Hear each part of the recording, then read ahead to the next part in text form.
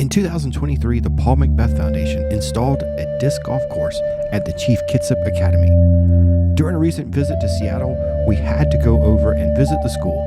PowWows.com was one of the sponsors that helped Paul McBeth and his foundation install the disc golf course. It was exciting for us to be there on a day that the school was given some hands-on lessons in salmon fishing and salmon harvesting.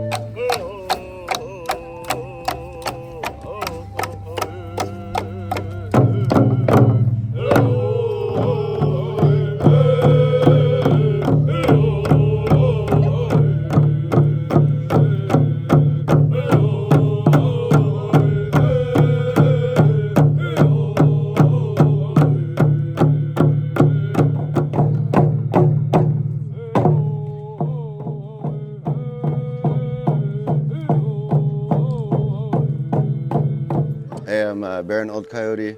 I'm a Suquamish Tribal member and one of the cultural arts teachers here at Chief Kitsap Academy. Awesome. So I guess first tell us a little bit about the academy.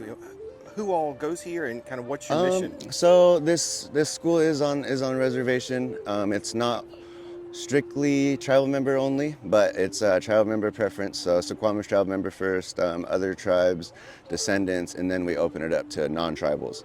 And the school itself is grades 6 through 12. We have about 80 to 90 kids, I think, is our total number right now in all the grades. And I mean, yeah, it's a great school. Like you can see behind me here, we get to go fish. We get to go fishing and you know, practice our traditional ways of smoking the fish. Right. The kids actually went out fishing themselves and caught some of this fish, and you know, with the help of our elder Jay Mills, bringing us through the whole process of smoking it and then getting it into. We have our own smokehouse on campus, and then ultimately it'll be full circle. You know, the kids will get to, of course, enjoy some of the fish themselves, and then they'll get to you know, distribute it out to the community. You know, give it to the elders and things of that nature. So that's really, you know, that's one of the perks of this school. And, you know, attending this school is you get to do things like this. You know, a lot of the kids get to attend different song and dance events, and and they you know, they really find a love for their culture, a passion for their culture while they're here, and it's available for them. That's really cool. Yeah, so tell us about the process. What's going on today? Yesterday, I understand you went out and actually caught the fish, right? Yep, so we went out and caught, so we went out and caught fish. Let's see, on Tuesday we went out fishing and we did what's called beach seining.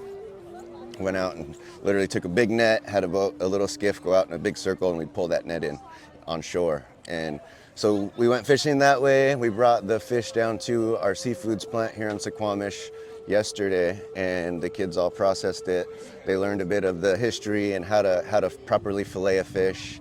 And you know, with some of the help from the staff down there, you know, they got to work with the kids, show the kids how to fillet the fish and process the fish like that. We brought it up here to campus this morning, and now what they're doing is they're pulling all of the different selections, or the different sections and different fillets out, placing them on cedar sticks, and then you see them over here, they're drip drying.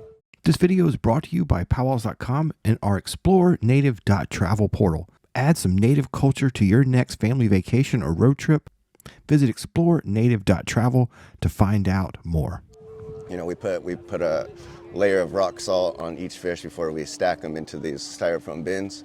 They're drip drying right now, and then after a little while, we'll then start up our smokehouse with alder wood and start the smoking process. Awesome. And so where will the fish end up? Where's it going? Well, we'll have some here on campus, so we'll have about half of it will be what we call hard smoked, so it'll just be cooked the whole time in the smokehouse, and that'll be the thinner fillets on the belly. So the bellies of the fish will be what we call hard smoked in the smokehouse, and then the backs will be canned. So we'll do a canning process on Monday. Very cool. So yeah, we'll just keep that fire going. You know, a few of us staff members, it'll be our responsibility to keep that fire going all night, 24/7. So I'll have to come up here every couple hours, you know, throughout this weekend, and until Monday, and then we'll go down and do canning process with, again, another one of our tribal members will be helping us out with that, and elder as well. Randy Purser is going to help us with that, Azure Beret, and they're both Suquamish Tribe members. All right, so let's talk about the the course here. I know you guys worked with the Paul McBeth Foundation. That's a good question. I didn't have a big hand in it. Our assistant principal, Jennifer Awesome, really had a big hand in making this happen for us.